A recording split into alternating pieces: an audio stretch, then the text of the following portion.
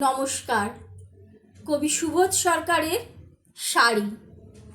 বিয়েতে ৫১টা শাড়ি পেয়েছিল মেয়েটা, অষ্টমঙ্গলায় ফিরে এসে আরও ৬টা। এত শাড়ি একসঙ্গে সে জীবনে দেখেনি। আলমারির প্রথম থাকে রাখলো সব নীল শাড়িদের। হালকা নীল একটাকে জড়িয়ে সে বলল, তুই আমার আকাশ।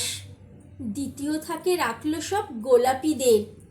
একটা গোলাপিকে জড়িয়ে সে বলল, তোর নাম অভিমান। তৃতীয় থাকে ৩টে ময়ূর, যেন ৩ দিক থেকে ছুটে আসা সুখ। তেজপাতা যে রং শাড়িটার, তার নাম দিল বিষাদ। সারা বছর সে শুধু শাড়ি উপহার পেল। এত শাড়ি সে কি করে এক জীবনে পরবে?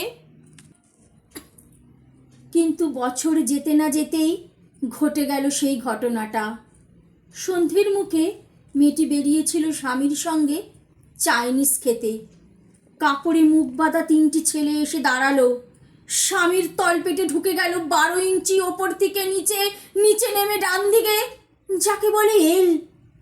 পড়ে রইল খাবার। চিলি ফিশ থেকে তখনও ধোয়া উঠছে।